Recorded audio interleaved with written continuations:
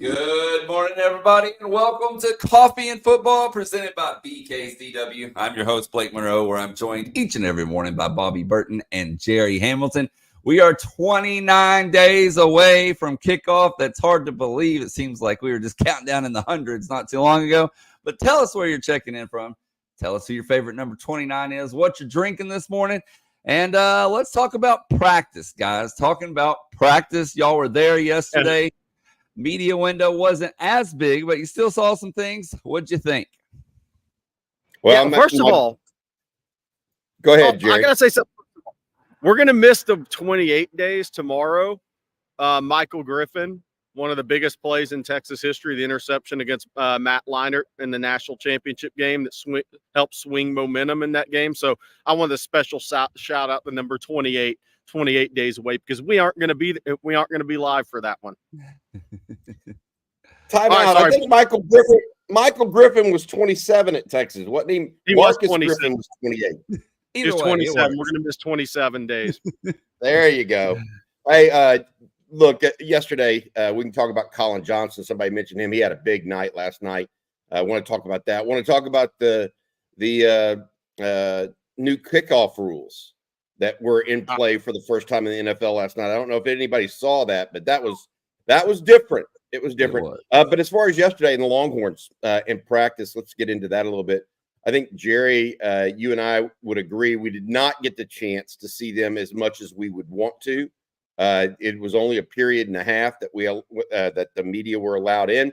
That being said, there were some things that were revealing.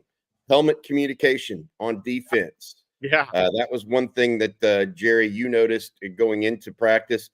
3 quarterbacks arrived without their helmets. And if you ever been to a practice, it's really weird when people are walking in without their helmets in their hands or on their head, right?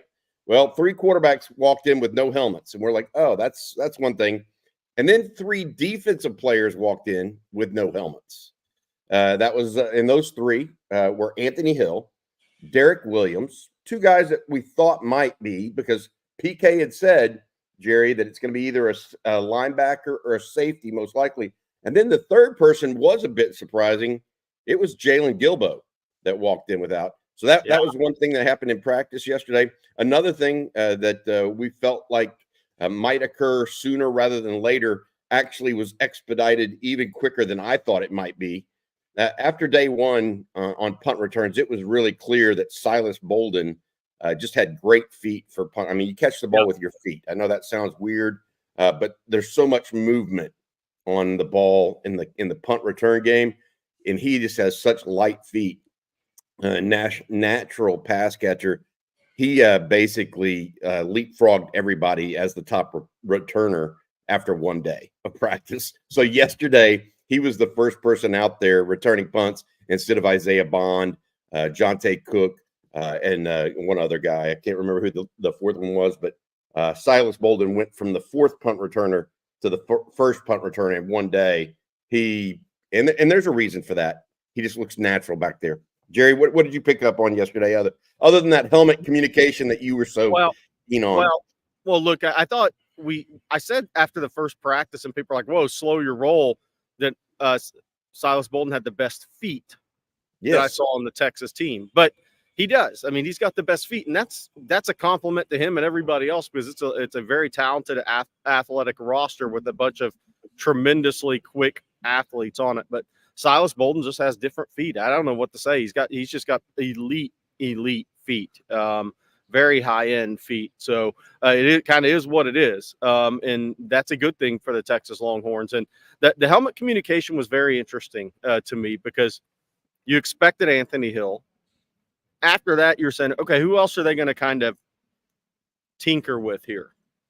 Derek Williams is interesting to me. So, look, my take on that is that's 2 sophomores, true sophomores. Yes. Anthony Hill and Derek Williams. So, if you're going to put that possibility on them, that means the Texas staff feels like they can put a lot on their plate. They can process it, they can handle it all, and they can execute. Says a lot for those 2 guys, that they're in year 2, and they're already being looked upon as possibilities for that, and probably likely. as well. So, and then Jalen Gilbo, obviously, look, we said Jalen Gilbo walked out with the ones at nickel the first day of practice. I think Jerry's going in and out there a little bit, Blake. He's not. That's not a backdrop, by the way, that Jerry's on right now. That's actually where he's at. He's doing it from the campus. He wanted to get on campus a little bit today. He's right next to across from the Moody Center. Looks like he's back now. How you doing, Jerry? I'm good. I may change my my Wi-Fi here in a second, but I'm going to bounce out and I'll be right back. Okay, sounds good, buddy. Blake, let's talk a little bit about yesterday's football game. Colin Johnson, do you have the final stat line on that? The receiver, the Longhorns. I didn't know if he was going to bounce around the NFL or what he was trying to do, but he made quite the comeback yesterday. Definitely. So he had 3 catches for 56 yards and a pair of touchdowns. But it was actually, Bobby, his first touchdown reception in the NFL since his rookie season. So it's been a while for old Colin Johnson, but he showed out last night, had some great catches. But, man, I think the crazy thing last night, and you alluded to it earlier, the kickoff, that was something different. Yeah, it was weird. If you did not get a chance to see it, the kicker has a zone between the 20 and the 20 and the goal line, basically, that he has a target zone. And then the two teams line up just 5 yards apart from one another, And then, and they're in the returners side of the field, and neither team can move until the returner has made contact with the ball, either catching it, dropping it, muffing it, etc. Right.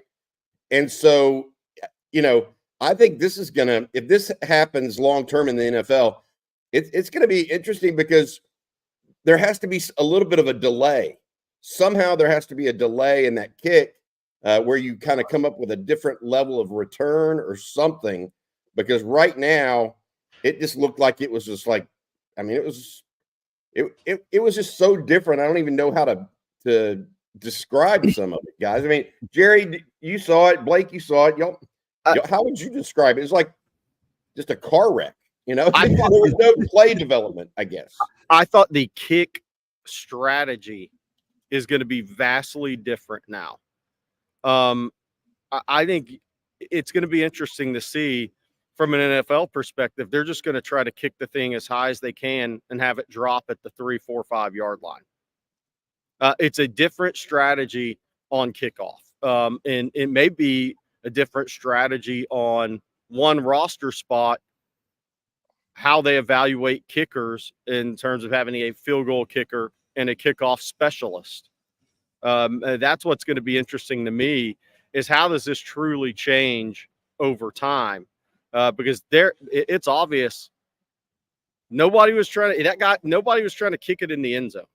They were trying to kick it high and let it drop on the 5 and force a decision. It almost was like a punt trying to punt the ball inside the 10 and make that guy make a decision. Are you going to field it? You're going to let it go? What? And so it's almost like that moved into the kickoff. And obviously it's different rules. You can fair catch it. But I thought that was the big thing that I looked at, is how is that, if it makes its way to college, how's that going to change strategy? I think it'll be interesting to see how it plays out in the NFL.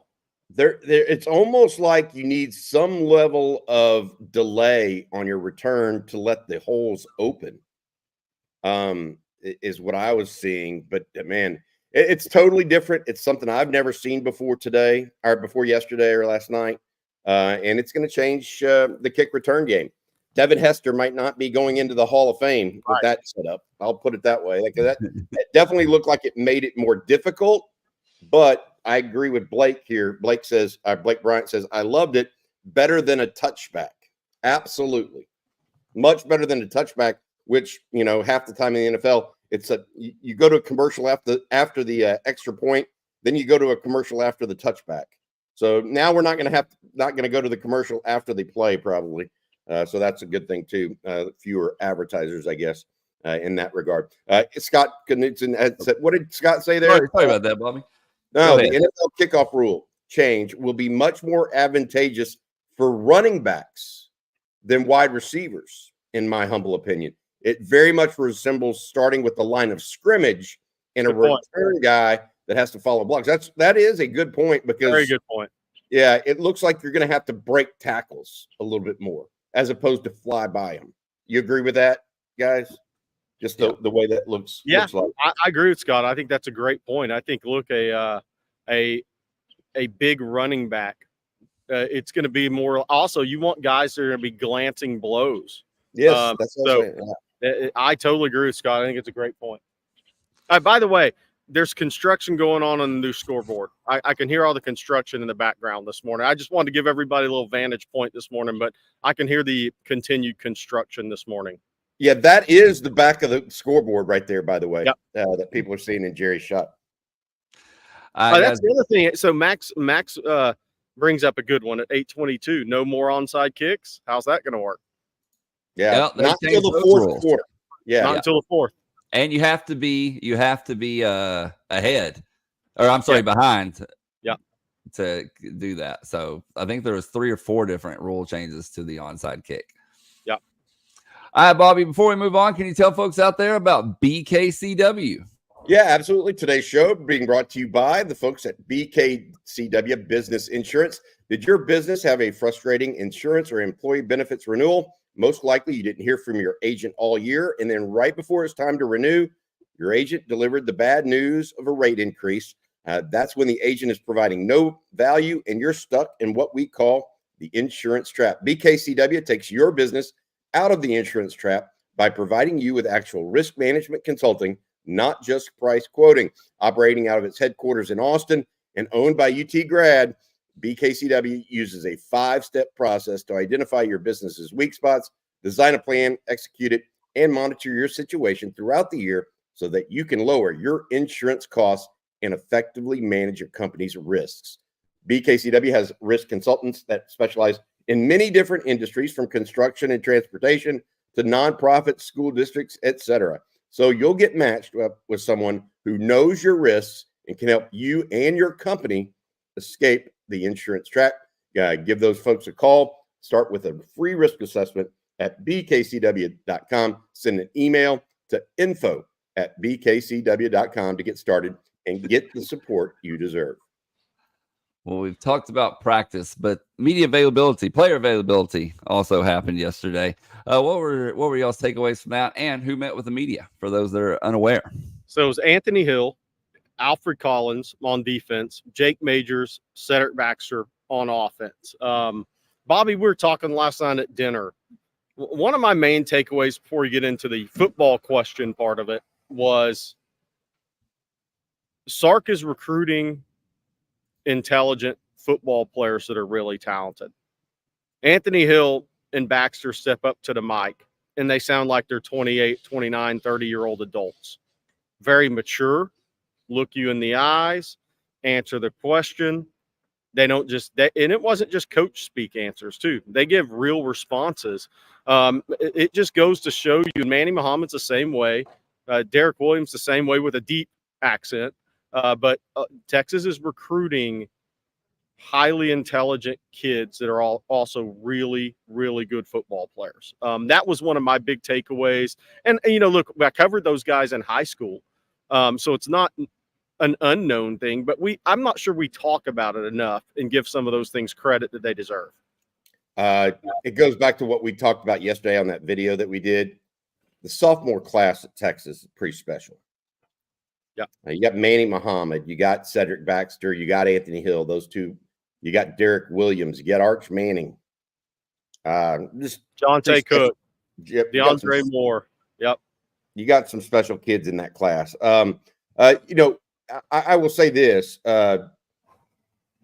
Very interesting that I asked, Jake Majors about anchoring the offensive line and what he's looking for. He goes, we think Christian Jones is a great player and a great friend of mine, and we wish him all the best in the NFL, but we want to be better than we were a year ago. That's our goal. And that's my goal as the leader of the offensive line, as the anchor, so to speak. And so I am very, very excited about what he had to say. Jake Majors is going to, I don't know if Jake Majors is going to play NFL. Jake Majors is going to be a business leader one day, if nothing else. Yeah. I'll just put it that way. The way he kind of commanded the mic a little bit without being too cocky. To your point, Jerry, impressive young guy. Impressive young guy, Jake Majors is. And you know what stands out? He's a strong communicator. And we talked about this prior to the Alabama game last year, and I'm going to be harping on it before the Michigan game this year. He may be the most important player in the Michigan game this year in a weird way, because I thought he was in Alabama, headed into a hostile environment, that he had to have great communication. You couldn't have the pre-snap penalties. You had to have everything connected on that offensive line in that type of environment. And Jake Majors passed that test with 100 at Alabama last year in Tuscaloosa. And he's going to have maybe even more on his plate this year when they go to Michigan, because it's going to be Cam Williams' first start in a big-time road game in a hostile environment. So his left side, he doesn't have to worry about as much this year. His right side, DJ Campbell, communication to Cam Williams, first-year starter. He's got maybe a little more on his plate this year. Last year, it was more DJ Campbell to the right of him, but you had Christian Jones with a lot of experience at right tackle. This year, that right side, DJ Campbell going into year 2, Cam Williams first year starting. The communication, the ability to communicate with those guys and have everybody on the same page is going to be huge this season. And one of the things that we talk about, who's good and who does what and how many catches, how many yards. But the one thing we don't talk about enough is those little things that never show up in a box score that impact winning and losing. And Jake Majors is a strong communicator. And I think that's going to bode well with a young right tackle and still a young right guard, especially on the road this year. Hey, Jerry, by the way, I thought one of the more revealing and interesting answers yesterday actually came from Anthony Hill. We were talking about helmet communication, and he confirmed that he was one of the guys with helmet communication. And we were talking about, is that going to help you on the road in Ann Arbor, or is that going to help you wherever? He goes, look, no, it'll help the defense at home. Because if you think about it, when the offense at an away game, like at Michigan, the crowd is going to be really quiet. So it's easy for the defense to communicate during away games. He said it's going to help. The helmet communication will help our defense at home games because DKR can get so loud, we can't really always communicate. So I thought that was, I hadn't really thought of it that way, but it absolutely will help the defense at home and the offense. Good stuff, I thought, from Anthony Hill there. No doubt. And that's spot on. I mean, that's when Texas goes to Texas A&M, right? That headset communication is going to be massively huge for Quinn Ewers and Steve Sarkisian. When Georgia plays in Austin, huge for Anthony Hill and that defense. So it's a great point he made. Yeah, I love it. Alfred Collins talked a little bit about replacing Tavondre Sweat and Byron Murphy. I don't want to say some similar platitudes, etc., but he actually, I felt like and have felt the first 2 days of practice for Alfred Collins. A lot was made about his lack of development his sophomore year after a really tantalizing freshman year. And then his sophomore year, junior year, maybe there's some injuries sprinkled in there. He looks and is practicing different than he has at any time at Texas. He's got a little bit lighter step to him. He's getting to next drills. I think that he knows it's his contract year. I think that's a fair assessment. But he said that his issue this year that's helped him is he's remained more focused off the field. So he's paying attention to everything as opposed to just coming in and doing football when it's football time. He's making that step And it's something he said that he learned from some guys prior to him as well, some former teammates. So I thought that was a good comment from him as well. Cedric Baxter, when asked about the 50-50 relationship between him and Jaden Blue, like, is it going to be 50-50, 60-40, et cetera? Baxter said, look, we don't know what it's going to be, and we don't really care. If Jaden has the hot hand, Jaden has a hot hand. If I do, I'll get the carries. We're just going to do whatever it takes to win, because that's ultimately our goal, win. And I thought, to Jerry's point earlier about having good sophomores in this program that have their head on kind of the right way, whether that's Anthony Hill or Derek, Cedric Baxter displayed that yesterday with that answer as well. So pretty good stuff. So somebody asked here, could Alfred Collins be a first, second rounder? I don't think he's going to have the career consistency to reach that level. I do think he can make it into the third round with a really good season, though. He's going to test well. The NFL is going to love the frame. They're going to love what they can maximize him into long term in the NFL. So I think he can elevate himself to a third round pick. And I think right now he's probably in that thought of as that third, fourth, fifth round guy right now, because I do think the lack of consistency over his career is going to impact his draft status. I mean, he'd have to have a monster season to me to move up into that category. Yeah, I mean, he hasn't had that career yet. I do think that he has. I think he definitely has second round potential. First round potential would have to be a really tremendous year, Jerry. But, weirder things have happened because he does have that potential. He does have that potential. He just has to get it out of himself and be consistent with it. He has to play the run better this year and then still get after the passer. His last 4 games, I think I mentioned this to you guys, he got after the passer as well or better than Tavondre and Byron Murphy. So yep. I felt like he quietly a year ago, the light bulb came on the latter half of the season for Alfred Collins, because I think he started seeing what Byron Murphy had done and seeing the blueprint for what it could be, how it could be done. And he played really well, I thought, the last half of the season, probably the last third of the season. I felt like he amped up a little bit. He has to play the run better this year. The other thing that Alfred said is, look, we can't replace Murphy and Sweat, but what we're going to have to do is get pressure from the entire line. We're going to have to help collapse the pocket more this year. And I thought that visual was pretty interesting. Yeah, I would say this too. There's nothing, we've talked about it with Vernon Broughton, but there's nothing that motivates guys that are older players more than in the portal day and age, somebody bringing in 2 or 3 guys out of the portal at your position to compete with you for time. There's nothing that motivates older players like that. So this is Alfred Collins and Vernon.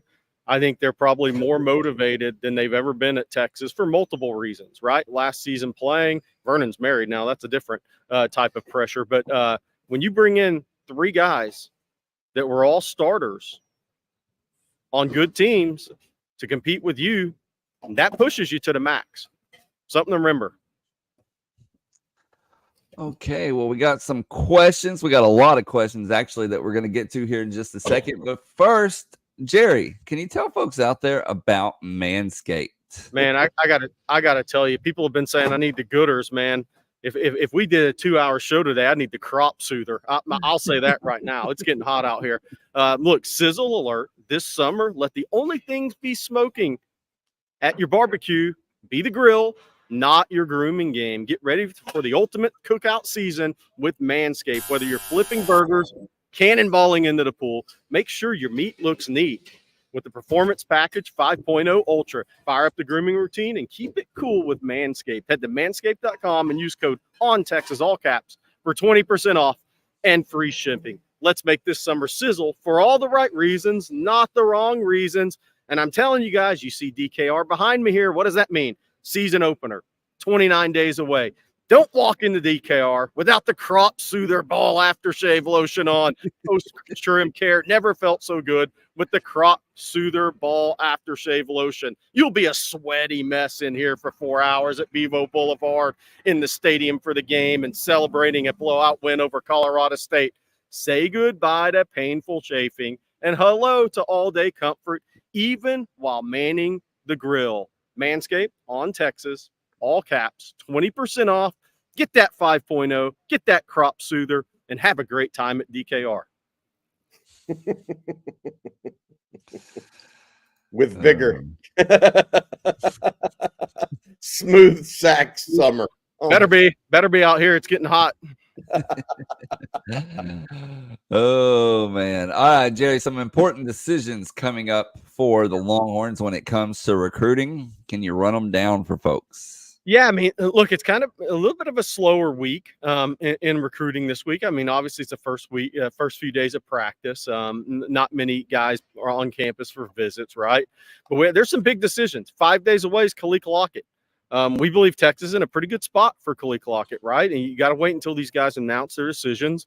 It's recruiting. Things can happen late. But I put out on ontexasfootball.com earlier in the week that Texas, Steve Sarkisian, Chris Jackson had some great conversations with Khalil and his circle in the last couple of weeks. And I believe Texas is trending in the right direction in that recruitment, but you still got to get them across the finish line, right? DJ Sanders, we think it could be around August 8th, give or take a couple of days, but colleges thought maybe he commits in early July, then mid-July. Now we're into August, so we'll see what DJ Sanders actually does. Texas, Michigan, Texas A&M, the schools there. Michael Fasusi, obviously August 22nd. That 21st has been put out. It's possible. I've heard the 22nd. That's the day him and his family moved to the States. Texas and OU battling that one out, I think, right now, and I think it kind of goes back and forth depending on the day or the week. So we'll see what happens here in 20 days with Michael Fasusi. Jonah Williams has gotten interesting for Texas. He announces August 24th. I think Texas is all in on Jonah Williams. Oregon is. The thing I continue to say about Jonah Williams, is he going to be a family trailblazer? Everybody else has stayed in state for college. Will he be the family trailblazer? That's going to be the question there with Jonah Williams' recruitment, because his father played at Ball, went to University of Houston. Older brother ended up going MLB, committed to Texas, then A&M in baseball, ended up going in the draft. He has another brother that plays junior college baseball or played junior college baseball in the state of Texas. So everybody stayed close to home that had a choice. We'll see what Jonah Williams does. Nick Brooks, look, that's going to be mid to late September. We've gone over that. He's in Atlanta for his senior season. Texas still in a pretty good spot for Nick Brooks. We'll see, does Georgia close the gap big, because he is now an hour and a half away from campus, but he was there his sophomore year too before he moved back to Cedar Rapids. So be interested to see what high school he plays at this year as a senior. Michael Terry, this is interesting. I spoke to somebody a couple days ago on Michael Terry, and I put up the update on ontexasfootball.com, but this is the decision that keeps waffling. Early on, it was like, oh, we'll just wait until December, sign and announce at the Adidas All-America game in San Antonio there in his hometown with everybody in the stands. Then it's went maybe August. Now it's, well, maybe September, maybe October. Maybe we do wait until December. So I think it's still in the balance. I know the colleges would love an answer from Michael Terry, and maybe he gives somebody an answer and doesn't announce it publicly for a while. But that recruitment, it could go a little longer now than we were thinking 2 weeks ago, but we'll see, because it's been all over the place. I think Texas, Nebraska are your two there. He was just at Nebraska for a couple of days for an unofficial visit, second time up there. But I think Texas has been in a pretty good spot there. We'll see if Nebraska, throwing all the kitchen sinks and Lincoln and Omaha at him, makes any change there. Aiden Anding, look, I think he wants to do something before his senior season, so that would be mid to late August, right? They've already started practice at Ruston High. Texas, Arkansas, I believe, are the top two. I think LSU is trying, even if he commits somewhere else, LSU's not going to walk away. They still have an official visit. They told him, we just want you to come to a game this year. So that recruitment will continue into the season, no matter if he commits or not. I think Arkansas has done a really good job recruiting him, by the way. Terry Joseph is in contact every day. Steve Sarkisian spoke with Aiden Anding since his LSU visit. Madden Faramo, another one, kind of like Michael Terry, it's kind of gone back and forth when he's going to decide. It was, if he hadn't taken the Texas visit, he'd already been committed to Notre Dame. Then, maybe we're not going to be ready in August. It may go to September, October, even November.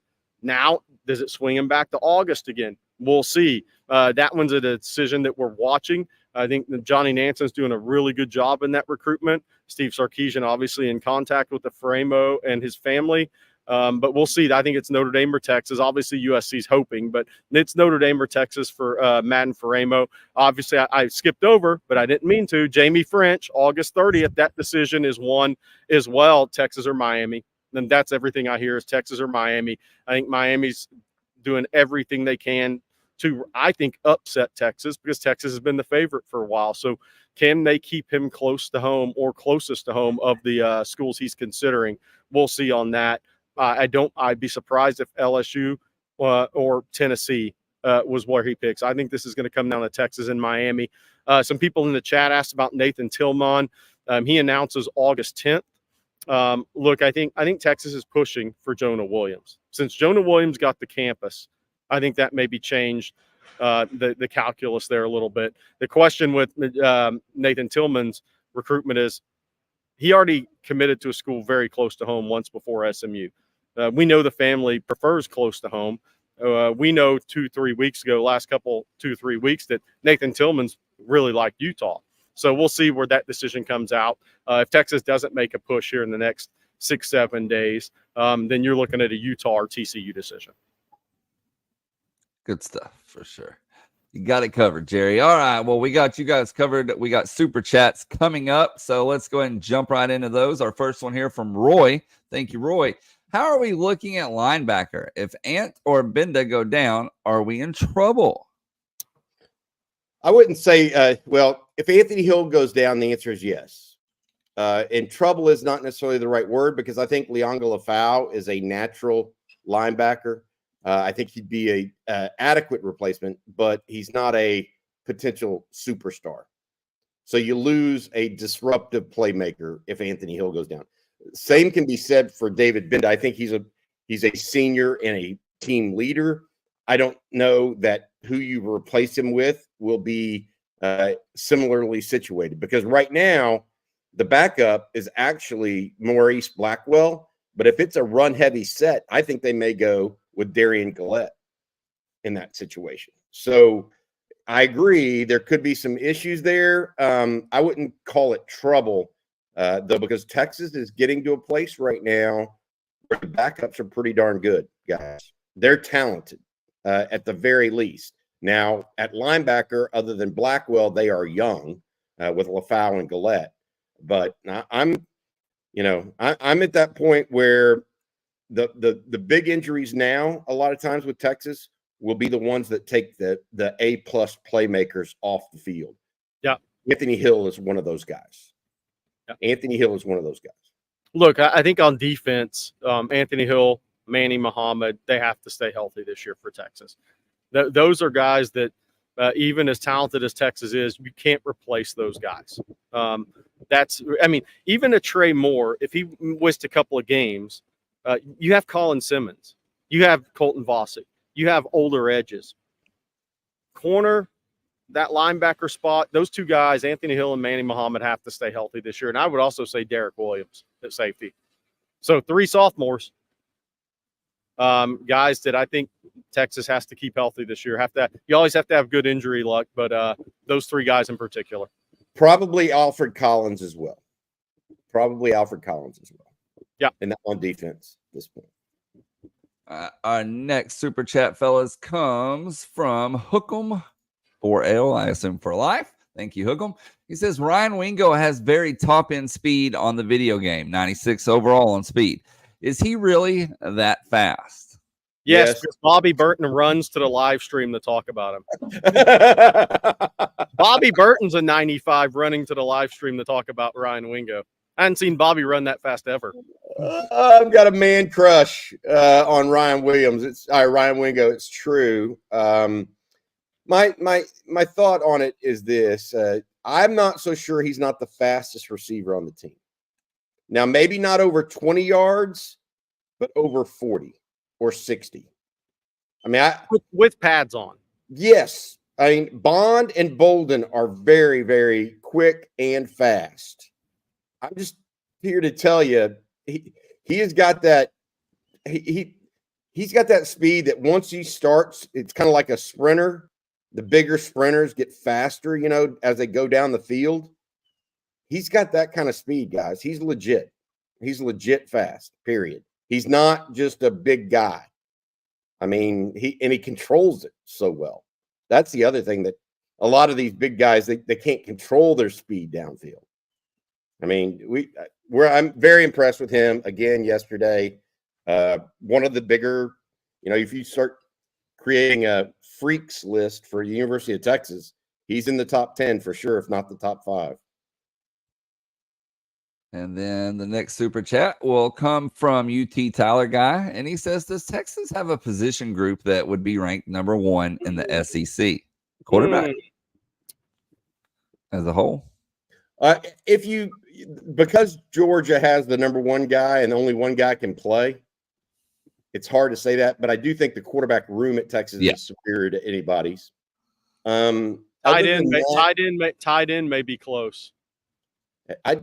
Jerry, and we would not have said that a year ago. I mean, one guy added, Amari Nineblack. Gunnar Helm keeps getting better. Juan Davis makes himself kind of a useful piece of the puzzle. And then you add Jordan Washington. I mean, really last year, when you thought of tight end, you thought of JT Sanders as the centerpiece. He's gone. And I think Texas improved at tight end this year. Some people are asking about wide receiver. Ole Miss is going to be really good at wide receiver if Juice Wells is healthy. Missouri has everybody back at wide receiver. I mean, they may have the best in the country, right? Not saying their group is necessarily better, but there's some actually pretty good wide receiver cores in the SEC this year that maybe don't get enough attention. I mean, Trey Harris is very good at Ole Miss, almost 1,000 yards last year. Then they had Juice Wells. If he's healthy, they have another returner back on with that group. I mean, Ole Miss got some really good receivers. Now, I don't know how many guys from Georgia are going to get arrested, what they're going to be working with by the time the season starts. But they were looking really good before went, oh, no. So I'm just trying to think, what does Alabama look like this year? I mean, Kalen DeBoer got Jeremy Bernard transferred in from Washington. Going to be a really good player for them. What does Ryan Williams look like as a freshman for them? Could he be their Ryan Wingo in this class for them? So we shall see on that. Oklahoma has a better receiver unit right now than Texas at the top level. That's a good point, Bobby. Nick Anderson's a first or second round guy. Yeah, I mean, I'm just looking at it. The ones that are ranked, I'm looking at the Phil Steele book right now. These are the receiver groups just in the SEC that are ranked ahead of Texas. Missouri is first in the SEC. Ole Miss second. Oklahoma third. LSU fourth. And LSU lost 2 first-rounders. Tennessee next. Then Georgia. Then Texas. Yeah. What is that, 7th in the SEC alone? Offensive line is an obvious one to talk about, but Georgia, I think, is clearly number 1 in that category. So Texas is in the elite category. They're just behind what is probably the best offensive line in the country. Yeah. Okay, we got more super chats. This one from Clifton Hines. Thank you, Clifton. Barron at boundary corner, Gilbo at star, Muhammad at field. Is that the best corner lineup for us? He personally thinks so. I don't think Barron is a corner. We've had this discussion with Rod Vapors. I'm not saying he can't play it, but I don't think he's a high-level corner. I think his highest upside position may be safety long-term. Bobby, I don't know. I mean, Jahdae is not built like a corner now. He has gotten really thick. He's built like a running back, especially in his lower body. He has almost got the safety type of build now. I bet I'm mute. He does indeed have the safety build. I will add this. Maybe that's all the food being delivered to the players right there, Jerry, from U.S. Foods getting a little airtime. I would agree with Jerry's comment and Rod's for that matter that Jahdae looks more like a safety than a corner. He doesn't have particularly long arms. He's not particularly fast. So I think he's a heady player, which is typically reserved for nickels and safeties, right? And so I would say that I could see him, if they work him there this summer or this year, being in the top 4 as a safety and being in that rotation, along with Andrew Makuba, Michael Taft, and Derek Williams, and maybe Jelani McDonald doesn't make that rotation. That's something to consider. As long as Jalen Gilbo stays on the field at the star position. I'll tell you this much. The first 2 practices at this point for me, guys, I have really liked what I've seen from Gavin Holmes. So I would not sleep on him being a starter. He is the fastest cornerback on the team. Keep that in mind because there are going to be some fast guys right now. There are going to be some fast guys going in the SEC, and you're going to need a guy that can really run on one of those corners. I personally think Gavin Holmes might be that guy right now based on what I've seen because he looks physically better. Honk if OU sucks. There we go. One quick thing. I was looking at the individual units. We were talking about offensive line. Texas is actually ranked 2nd in the country in offensive line behind Georgia. Yeah. So that was a. Hey, look, and I'll say this. If that holds and Texas is the 2nd best offensive line in the country with DJ Campbell, year 2 starter, Cam Williams, year 1 starter, if that holds true and we look back on this in a few months and say Georgia was 1, but Texas was 2, Texas is probably a playoff team. Yeah. I agree. That they will be if that is the case, they will be in the playoffs in my opinion. Because that means they have the ability to control some really talented defensive linemen they're going to face this year. A super chat here from MP Houston. Thank you, MP Houston. He says, guys, great addition adding Stevie Lee to the winning drive. Also, is Rod B available for matchmaking services? 2 and 2. Rod will be back in 2 and 2. Yeah. So yesterday, I don't know if for people that didn't hear it, Stevie Lee on Mondays is going to join us for a Hargrove Roofing segment every Monday afternoon. He's going to talk a little bit of offensive and defensive line play. Stevie, of course, played at Texas in the early aughts. Was a teammate of Rod Babers. And the comment there that they're talking about, Rod Babers actually introduced Stevie to his wife. That the young lady that Stevie eventually married and is now created a family with.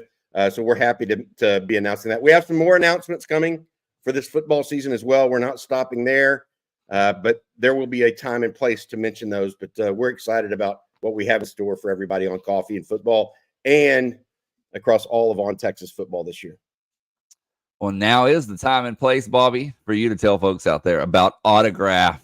Yeah, I will, Blake. I appreciate you giving me the intro there. Autograph, guys, is an app that gives you everything you want in a fan experience. Autograph is being a fan for them is a full-time job. So Autograph does the heavy lifting from tickets for big matchups to breaking news. The Autograph app has curated content for all things Texas.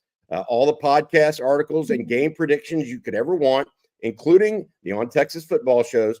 The new replay feature lets you get the day's news without the noise for when you need the TLDR to start your day. Use code ONTexas to download for free on Google Play or the Apple App Store today. That's Autograph, the app. Use code ONTexas. Hey, Blake, I want to pull a question up real quick. Yeah, go ahead, Jerry. Because I think that we need to mention this. So I mentioned this yesterday on Winning Drive. I was waiting for the second media window.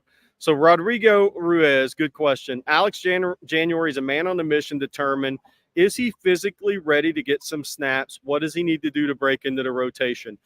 For those that aren't on ontexasfootball.com, I reported Sunday. I wrote a little piece Sunday that said he was going to play this year. And I was told from a tremendous source on that he was going to play this year. One of the things I noticed with Alex, and he looks tremendous physically, by the way, at 305, 310, whatever he is. One of the things I noticed about Alex, the first two practices, whether it's stretching or whatever, he tries to jump to the front of the line. And that was interesting to me because you don't see a ton of freshmen do that. You saw Arch Manning sprint onto the field last year's first practice, and he continues to, just like he did in high school. But with Alex, what was interesting about that is, he jumps up there, even in the stretching line, he's in the first four to D-line. So it's Vernon, Alex, Alfred Collins, and whoever the fourth guy is. Maybe it's three guys. But, he is a probably not talked about enough. He was obviously underranked to me nationally in our industry. But he came to Texas. He kind of had a list. Okay, who do I have to beat out to actually get in the rotation my freshman year? And he had a really good spring. And he is going to play this year. Can he, Bobby, break into the six-man rotation? I don't know about that. That's a lot of experience. But what I will say is he has the look of a guy who's going to be a multi-year starter at Texas. I don't have any doubts about that right now. I just think, to the man on the mission, you recounted this story about the offseason and how he had a list of players on the Texas defensive line that he needed to pass to get going, And I think that's a man on a mission. That's a guy that wants to play football and knows that he has to work to get after it to do it. So I'm happy for him. Anybody that is that motivated, it's like, to me, that's a little bit like DeAndre Moore the first 2 days, showing up first at practice. Not, by the way, he's showing up first at practice, not by, 30 seconds and then the next guys walk in. It's a good 5 to 10 minutes before everybody else. So I think that's important. It's just not like he's the first guy off the bus. Right. He's getting there 5-10 minutes earlier than everybody else. Bobby Bartronik had something I thought we should comment on. Saw some practice pics. Trey Wisner looked Jamal Charles-ish physically. Cedric Baxter hasn't been skipping leg day. Bobby, Cedric walked by us yesterday, obviously, before he met with the media. He's a stronger guy. His weight's probably within a pound or two of what it was, but he looks much stronger now. He's not where he's going to be a year from now, which will probably be his final year in college, but he is much stronger now. So don't be, for the Texas fans, if you see the weight 218, 220 like it was last year, don't think he hasn't added armor. He's added armor. He's just distributed his weight a little differently now. But he is a stronger looking player. And the one thing I will always remind people of with these kids from Florida, I hope Texas continues to recruit more guys from Florida. There's very few Jarrett Gibsons. He was at IMG for 2 years. He was basically in a college strength and conditioning program. And I think he was born doing push-ups, by the way. He started doing push-ups when he was 2 months old. But look, most of these guys in Florida, if they're in the public school system, there is no daily athletic period. There is maybe 3 or 4 coaches full-time. They don't have the setup that Texas does, and Georgia's copied Texas. So these kids come out of Florida very raw physically. There's a reason that these colleges love recruiting the state of Florida so much, because they're really fast, athletic kids, and it's just they can just mold them physically. I always tell people Calvin Ridley, when he played in the Under Armour game, was 158 pounds. He was 182 pounds by the time he played his first game at Alabama. It's a lot of weight for a wide receiver to put on. But these guys, they just don't have the setup that there is in Texas.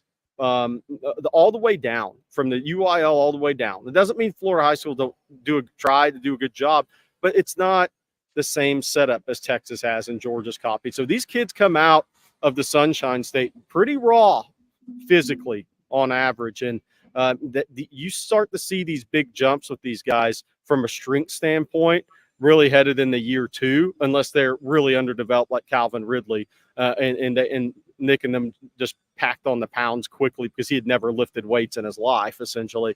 But Cedric Baxter, looks stronger this year, Bobby. I completely agree. Trey Wisner looks better. Looks stronger in the lower body. Definitely. He was really, really wiry. He's still got a wiry frame. He's never not going to have that, in my opinion, as a football player. But there is a way to add on weight that makes sense for those guys and makes them a little bit more durable. Zane Petty's got a good question, Blake. 9 a.m. Oh, are we at Bama, Georgia, Ohio State level depth right now? Some positions, not all positions.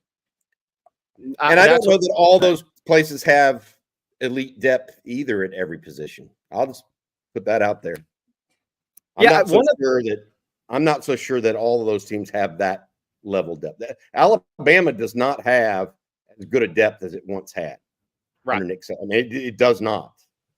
Doesn't mean they're not just as talented or just as dangerous a team. That kind of fell. Their depth kind of fell off a little bit, in my opinion, over the last 4 years. And when Kirby got to Georgia and he started keeping all those kids home, for the majority of them, Will Anderson, obviously, a couple others went to Bama. That really hurt Bama's depth. But I will say this, too. The reason I wanted to bring that up is I don't know. We don't know who's going to win a national championship or who's going to be in the game this year. I don't think there's going to be great teams in college football anymore. I think the portal's changed it. I think there's going to be too much roster turnover. I think there's going to be a bunch of very good teams and really, really good teams. I think the days of seeing a great football team in college football are probably over. Maybe you have a super freak one sometime at quarterback. But think about how many. We've had Michael Vick, we've had Vince Young, and we've had Cam Newton. When's the next guy coming that's just a total super freak in the college game that can elevate? And even Michael Vick, they couldn't beat FSU because FSU was a great team back then. But I just think because of the portal, so much roster turnover, guys going early to the draft, more guys going early to the draft. The NFL, I mean, the signing bonuses are more. The salary cap is more. In NIL, I don't think we're going to see great teams in college football anymore. I think everybody's got questions to answer. Georgia, who probably is the most talented team. Well, we'll see how many of their guys are around. I mean, they just lost a key guy in Ra Thomas. But Ohio State, offensive line's a question for them, right, going into this season. Everybody's got questions in college football right now. And I just don't think, Bobby, we're going to see great teams anymore. I think we're going to see a bunch of really good teams. I'm the exact opposite. I think you're going to see more great teams at the top. I think it's consolidating talent as opposed to dispersing it. Now, to Jerry's point, I think there could be some depth issues that ride along with that as you play more games. And if you don't have the depth because you've had some transfers out. But when you're Texas and you can add a 3-year starter from Clemson to your secondary, that's pretty strong. When you can add the guy that caught the game-winning touchdown against Auburn in the Iron Bowl, that's pretty good talk about what you can do from the portal to bolster what you have. I'm the exact opposite from Jerry, and I don't know if I'm right, and I don't know if Jerry's wrong, etc. But I'm the opposite. I actually think teams can get better because they can go out and address their weaknesses appropriately in the portal. For example, Texas would be further away from a great team right now if they hadn't went out and got 3 guys in the portal at defensive tackle. So I'm just a little bit different there. Yeah, I think so. I think it's essentially Major League Baseball, right? You're going to have some really teams that are ahead in NIL games, some really talented teams. The question is, are they going to pull it together and actually be great teams? Chemistry. Yeah, that makes sense. I mean, if you think about Texas, as talented as Texas is right now, right behind us, the guys are in there watching film. If you think about how talented Texas is right now, they're going to turn over a third of the roster every single year because you guys transferring out to the portal, guys going early to the NFL if you're recruiting the right guys, portal guys in, high school classes in, and now you're going to 105 scholarship players. So you're going to churn through 35, 37 guys a year I don't know if that can make great teams. I think you can have a lot of talent, but I will say this: I think college football is in the best place it's ever been. 12-team playoff to me is unbelievable for college football.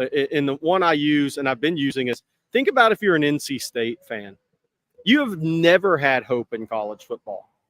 You've never thought maybe we can compete for the ACC, but what does that mean? The SEC teams or Ohio State's going to be in the 14 playoff, maybe a Pac-12 team, maybe a Big 12 team.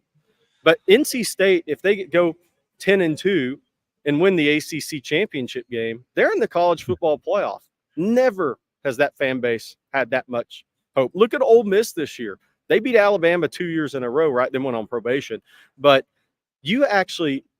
Missouri has hope to be in a college football playoff this year. I mean, college football's I think in the best place it's ever been, because more fan bases believe they have a chance, and I think that's going to make all these games so much fun. So let me ask you a question, because great teams, or are you talking actual dynasties? Is it harder for dynasties or for just great teams? Because I think it makes it easier for great teams. It could make it harder for dynasties. Well, I just think there's too much roster turnover to have great teams that are in a locker room for 3-4 straight years, all developed together, and really are that great team. I think there's going to be some really talented teams, but I just think there's going to be too much turnover in college football in these rosters to have great teams. There's too many new faces every year. And NIL creates.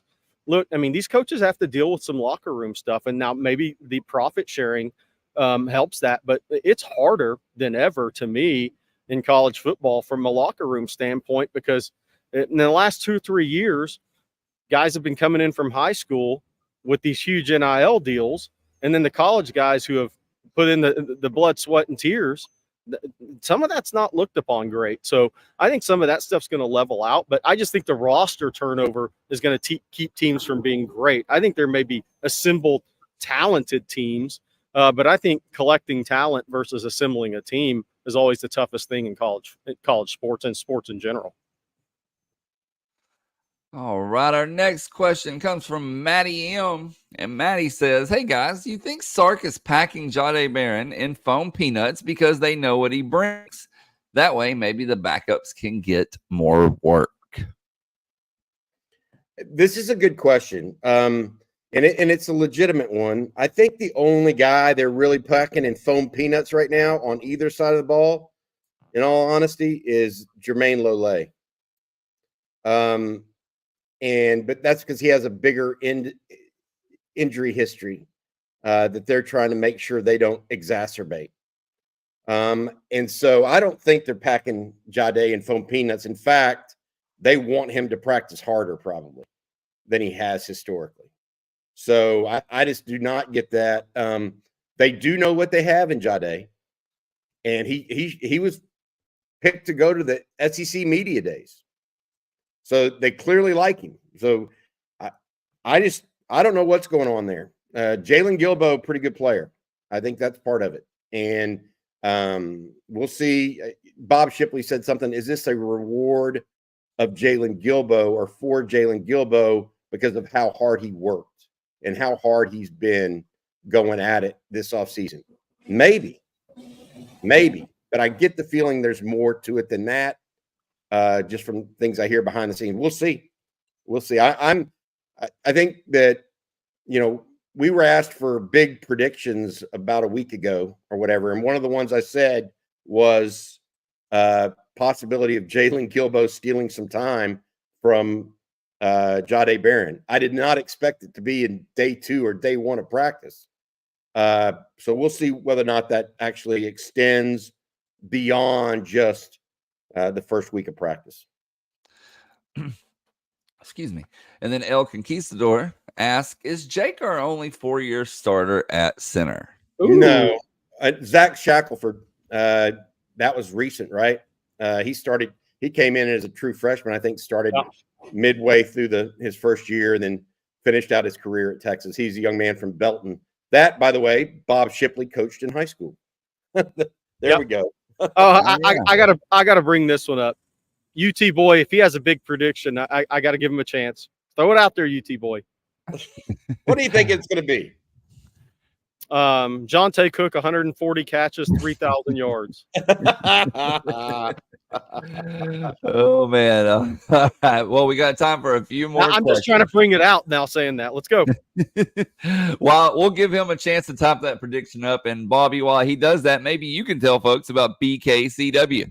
Yeah, BKCW Business Insurance takes your business out of the insurance trap by providing you with actual risk management consulting, not just price quoting. Give these guys a call. Operating out of its headquarters in Austin, Texas, and owned by a UT grad, BKCW uses a 5-step process to identify your business's weak spots, design a plan, execute it, and monitor your situation throughout the year so that you can lower your business insurance costs and effectively manage your company's risks and employee benefits. BKCW has risk consultants that specialize in many different industries, from construction and transportation companies to nonprofits and school districts. So you'll get matched up with someone who knows your risks and can help you escape the insurance trap. Get started with a free risk assessment at bkcw.com or send an email to info@bkcw.com to get started and get the support for you and your business that you deserve. bkcw.com. The Green Lantern has the next question here, and he says, okay, gentlemen, call your shots. Who will be the first player to score a touchdown over 50 yards? I'm going to say Jaden Blue. I got Isaiah Bond. Bobby? I'm going to go different. I'm going to go Amari Nyblack. I like that. I almost went with Silas Bolden punt return. Yeah, I could have. That dude's got some feet for punt return now. We were talking yesterday at Coach Shipley and I and you, Jerry, and as well as Rod, about punt returns. And look, Xavier Worthy is best punt return in the country last year. You know, you can guess whether he's really first, second, third, or whatever, but he was elite, super elite, etc.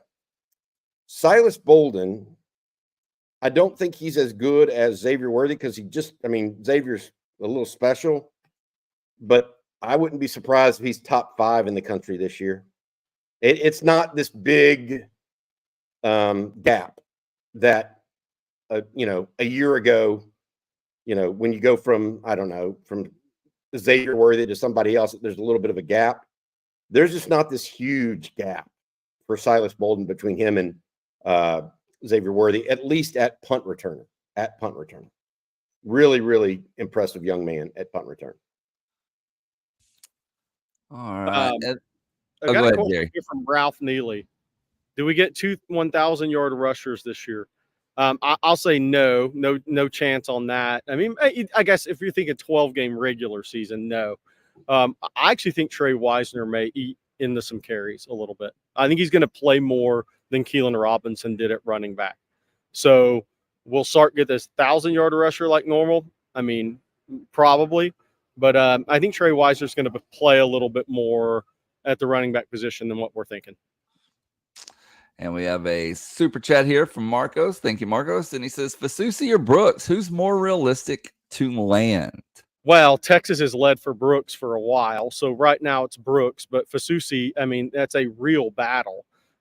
Texas OU, A&M still trying. But Joe Hamilton and on that recruiting staff leaving A&M to go back to Florida, I think, hurt because Fasusi immediately visited Florida last weekend.